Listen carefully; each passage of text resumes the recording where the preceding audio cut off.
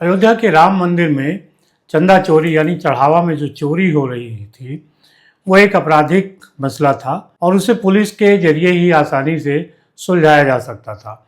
उत्तर प्रदेश सरकार ने उसका प्रयास भी किया। एसआईटी गठित हुई। जो लोग दोषी पाए गए उनके खिलाफ मुकदमे हुए और अब आगे की भी जो कड़ी कार्रवाई है वो होगी। लेकिन अपराध की घटना किस तरीके से राजनीति में बदल जाती है, राम मंदिर में चंदा चोरी की जो बात है वो उसका एक उदाहरण है। नमस्कार, मैं हूं शैलेंद्र सिंह और आप देख रहे हैं इंडिया न्यूज़ क्लिक। आज हम बात करेंगे राम जन्मभूमि चंदा चोरी का जो मसला है वो आखिर राजनीतिक क्यों हो गया और उसके परिणाम आगे क्या होंगे। उत्तर प्रदेश के चुनाव हैं अगले साल। अब पूरा साल भर का समय भी नहीं बचा है, यानी 8-9 महीने का समय बचा है। शायद यही वजह है कि जब अयोध्या के राम मंदिर में चंदा चोरी हो रही है तो उसको एक राजनीतिक रूप दे दिया गया। शुरुआत में जैसे इस बात का पता चला, समाजवादी पार्टी के नेता अखिलेश यादव सामने आए और उन्होंने ये कहा कि राम जन्मभूमि में चंदा चोरी हो रही है। समाजवादी पार्टी के जो दूसरे नेता थे उन्होंने भी इस बात को हाथों हाथ लिया। फिर एक नैरेटिव बनाने का काम शुरू हो गया जिसमें समाजवादी पार्टी के नेता, कार्यकर्ता, उनके समर्थक, पत्रकार सब जुट गए और वो इस प्रयास में थे कि किसी भी तरीके से चंदा चोरी की इस घटना को राजनीतिक रंग दिया जा सके। उत्तर प्रदेश के मुख्यमंत्री योगी आदित्यनाथ और प्रधानमंत्री नरेंद्र मोदी को इसके जरिए घेरा जा सके। लेकिन जिस तरीके से उत्तर प्रदेश सरकार ने इस मसले पर कार्रवाई की उससे धीरे धीरे जनता को ये समझ आ गया कि ये एक चोरी की घटना थी और इसमें जो भी लोग शामिल होंगे उनको कड़ी से कड़ी सज़ा मिलेगी। लेकिन अब जनता की बात तो छोड़िए, जो राजनीतिक दल हैं उनका मसला इतने मात्र से हल होने वाला नहीं था। शुरुआत में उनका कहना था कि एसआईटी गठित हो गई, मुकदमा नहीं हुआ। फिर जब मुकदमा हो गया तो उन्होंने कहना शुरू किया कि मुकदमा हो गई, गिरफ्तारी नहीं हुई। जब गिरफ्तारी होनी शुरू हुई तो ये कहा गया कि छोटी मछलियाँ पकड़ी गई, बड़ी मछलियाँ छोड़ दी गई। जब चंपत राय और अनिल मिश्रा जैसे लोगों के इस्तीफे की बातें आई और ये लगा कि इनको अब वहाँ से साइडलाइन किया जा रहा है, नए ट्रस्ट गठन की तरफ भी काम शुरू हो गया है, तब राजनीतिक दलों ने कहना शुरू किया कि राम मंदिर के जरिए संघ और विहिप पूरा एक लूट तंत्र बनाना चाहती है अलग अलग मंदिरों में। यानी जो निशाना था वो ये था कि हिंदू किसी तरीके से मंदिर से विमुख हों, वहाँ चंदा न दें। अगर हिंदू चढ़ावा नहीं चढ़ाएगा, चंदा नहीं देगा तो मंदिर की व्यवस्था कैसे चलेगी, क्योंकि मंदिर की जो व्यवस्था है यहाँ पे सरकार कोई पैसा नहीं देती है। लेकिन राजनीतिक जो विरोधी हैं भारतीय जनता पार्टी के, विश्व हिंदू परिषद के और राष्ट्रीय स्वयंसेवक संघ के, खासतौर से कांग्रेस और समाजवादी पार्टी, कांग्रेस को ये लगता है कि जब वो संघ को यानी राष्ट्रीय स्वयंसेवक संघ को इस मसले में घेर लेगी तो लोगों का जो भरोसा है वो टूट जाएगा। और दूसरी तरफ योगी आदित्यनाथ को इस मंदिर के भरोसे घेरने का काम किया अखिलेश यादव ने।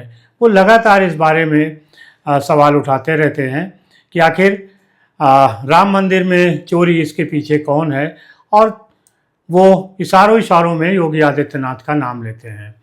राम मंदिर को लेकर अखिलेश यादव ने कहा कि जब उनकी सरकार आएगी तब वो एक नया अयोध्या बनाएंगे। अब ये नई अयोध्या कैसी होगी, क्या होगी, इसका क्या स्वरूप होगा, ये तो जब अखिलेश यादव की सरकार आएगी तब पता चलेगा। उन्होंने एक वादा और किया है कि इटावा में जो महादेव मंदिर बना रहे हैं उस मंदिर के बन जाने के बाद वो राम जन्मभूमि में राम मंदिर के दर्शन करने अयोध्या जाएंगे। असल में ये कोई नई बात नहीं है। जैसे जैसे चुनाव आ रहे हैं वैसे वैसे राजनीतिक दलों को लग रहा है कि वो भारतीय जनता पार्टी का विरोध करते करते राम का विरोध करने लगे, अयोध्या का विरोध करने लगे, हिंदुओं का विरोध करने लगे। तो ये अपने आप में एक चुनौती है और किस तरीके से इस मसले को रफा दफा किया जाए। अभी आम आदमी पार्टी के नेता अरविंद केजरीवाल अयोध्या होके आए हैं। इसके पहले जब वो मुख्यमंत्री थे तब अयोध्या नहीं गए, लेकिन अभी जब वो हटे हैं उसके बाद वो अयोध्या गए हैं। जब से राम मंदिर में चंदा चोरी की घटना हुई है, उसको एक राजनीतिक रंग देने की कोशिश की जा रही है और अयोध्या एक बार फिर चर्चा में है राजनीतिक रूप से। समाजवादी पार्टी का सोचना यह है कि अगर हिंदुओं का मोह किसी तरीके से भंग हो जाए, राम मंदिर, भारतीय जनता पार्टी और ख़ास तौर से योगी आदित्यनाथ से, तो उनके लिए 2027 की जो लड़ाई है वो सरल हो जाएगी। ये बात और है कि अभी भी जो देश की जनता है, प्रदेश की जनता है, वो मानती है कि योगी आदित्यनाथ के रहते किसी भी तरीके का गड़बड़ घोटाला अयोध्या में राम मंदिर में नहीं हो सकता और जिन लोगों ने भी किया है उनको उसकी सज़ा मिलेगी। यानी जो काम अखिलेश यादव करना चाह रहे थे कि इस घटना के पीछे योगी आदित्यनाथ को लाया जाए, उनको बदनाम किया जाए, उसमें वो सफल नहीं हुए। अब उनके सामने एक और चुनौती है कि वो इटावा में मंदिर बनवा रहे हैं, उसके बन जाने के बाद वो राम मंदिर दर्शन के लिए जाएंगे। एक तरीके से वो जो अपना चोला है वो बदल रहे हैं। 2024 के लोकसभा चुनाव के बाद अखिलेश यादव ने पीडीए के नाम पर राजनीति शुरू की थी, लेकिन धीरे धीरे जब उन्होंने देखा कि पीडीए की जो राजनीति है वो सफल नहीं हो रही है, भारतीय जनता पार्टी लगातार अपना एक जातीय संतुलन बना रही है जिसमें ओबीसी, एससी और जनरल जो जातियां हैं उनके बीच में एक पुल बना रही है। और यही जो डर है, यही जो चिंता है वो अखिलेश यादव की है कि अगर पीडीए का जो फार्मूला उनका नहीं चला तो क्या होगा। ऐसे में वो एक बार सॉफ्ट हिंदुत्व की तरफ जा रहे हैं। समाजवादी पार्टी के तमाम नेता मंदिरों में जा रहे हैं, दर्शन कर रहे हैं। अखिलेश यादव का परिवार, चाहे डिम्पल यादव हों या उनके बच्चे हों, वो भी मंदिर दर्शन करने के लिए जा रहे हैं, जिससे कि ये समझाया जा सके कि समाजवादी पार्टी हिंदू विरोधी नहीं है। लेकिन समाजवादी पार्टी के लिए ये दोधारी तलवार है, क्योंकि जैसे ही वो हिंदुत्व की तरफ जाएंगे वैसे ही उनका जो अल्पसंख्यक वोट बैंक है, यानी जो मुस्लिम वोट है, वो उनसे बिदक सकता है।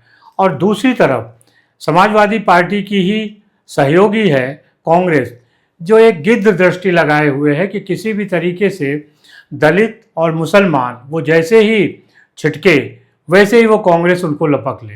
मुसलमान की स्वाभाविक पसंद कांग्रेस है, लेकिन उसकी दूसरी प्राथमिकता ये होती है कि जो जिस जगह भारतीय जनता पार्टी को हरा रहा हो उसके साथ वो जाती है।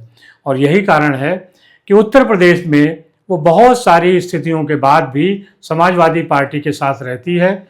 भले ही समाजवादी पार्टी मंदिर बनवाए, अयोध्या की बात करे, लेकिन वो उसके पीछे ही खड़े रहते हैं। लोकसभा के चुनाव में यही मत था और अब विधानसभा के चुनाव में भी मुस्लिम वोटर के सामने कोई विकल्प नहीं है। कांग्रेस ये सोचती है कि अगर दलित उसकी तरफ आ जाए और मुस्लिम आ जाए तो उसकी लड़ाई मजबूत हो जाएगी और फिर एक तरीके से वो अगड़ी जातियों को भी ले आएगी, तब कहीं भारतीय जनता पार्टी का वो मुकाबला कर पाएगी। लेकिन ये जैसे जैसे कांग्रेस मजबूत होगी उत्तर प्रदेश में वैसे वैसे समाजवादी पार्टी कमज़ोर होगी।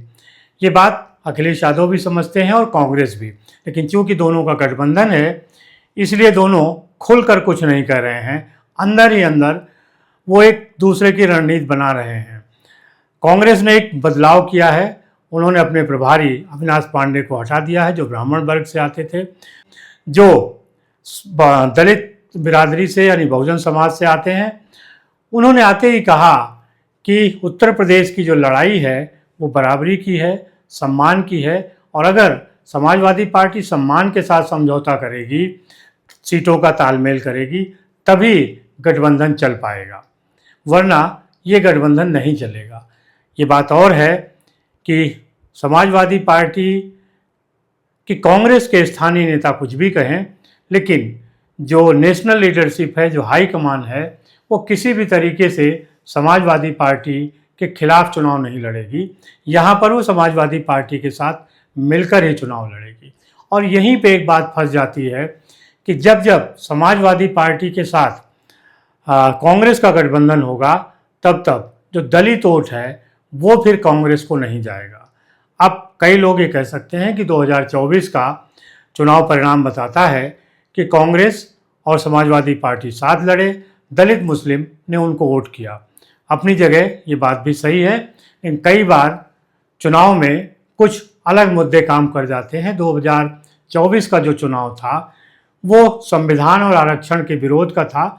बाद में लोगों को लगा कि ये मुद्दा वैसा नहीं है जैसा बताया जा रहा था, लिहाजा जो उसके बाद उत्तर प्रदेश के उपचुनाव हुए और दूसरे प्रदेशों में विधानसभा के चुनाव हुए, वहाँ विपक्षी दलों को मुंह की खानी पड़ी।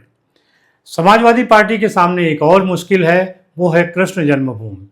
जब समाजवादी पार्टी के नेता अखिलेश यादव अयोध्या पर मुखर हो रहे थे, उसी समय उत्तर प्रदेश के मुख्यमंत्री योगी आदित्यनाथ इस बात को बार बार कह रहे थे कि जब अयोध्या को नया बनाने की बात अखिलेश यादव कर रहे हैं तो अयोध्या तो बन चुकी है, वहाँ राम मंदिर भी बन चुका है, तो क्या वो कोई मस्जिद वहाँ बनवाना चाहते हैं, उसके जरिए वो कोई नई अयोध्या बनाना चाहते हैं, या फिर वो किस तरीके की अपनी प्लानिंग लेके आए हैं, इसे वो समझा नहीं पा रहे हैं।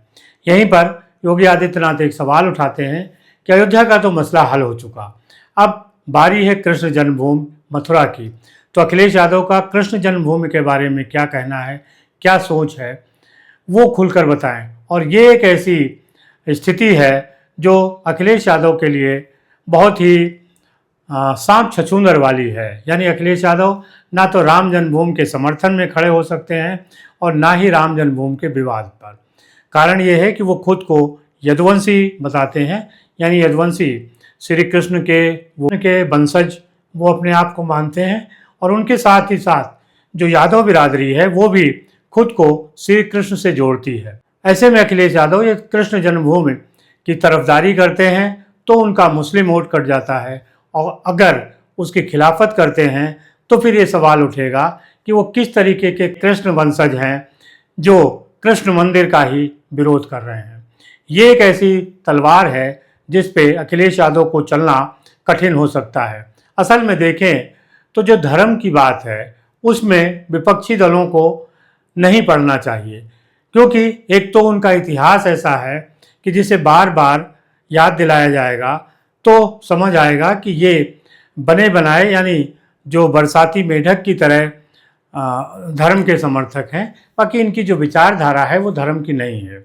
दूसरी तरफ अगर वो धर्म की तरफ जाते हैं, हिंदू धर्म की तरफ जाते हैं, तो जो उनका काडर वोट है, मुख्य वोट है मुस्लिम, वो उनसे छिटक जाएगा।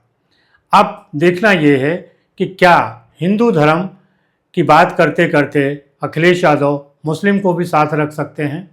कृष्ण जन्मभूमि पर उनका पक्ष क्या है, वो यदुवंशी हैं तो अपने ही कृष्ण का विरोध कैसे कर सकते हैं। जब वो राम मंदिर को लेकर इतनी बड़ी बड़ी बातें कर सकते हैं तो आखिर कृष्ण मंदिर पे ये चुप्पी क्यों है, क्योंकि भारतीय जनता पार्टी लगातार कृष्ण जन्मभूमि पर भी निगाह रखे है, और जो अदालत में मुद्दा है, अदालत में जो मुकदमा चल रहा है वो भी धीरे धीरे चल रहा है। निसंदेह एक दिन जब अदालत का परिणाम आएगा तो हालत वैसी होगी जैसी अयोध्या में राम जन्मभूमि की हुई है। आपको क्या लगता है कि कृष्ण जन्मभूमि को लेके अखिलेश यादव क्या कदम उठाएंगे? क्या वो कृष्ण जन्मभूमि के समर्थन में खड़े होंगे या फिर वो कृष्ण जन्मभूमि के विरोध में? जरूर बताइएगा। शुक्रिया, धन्यवाद।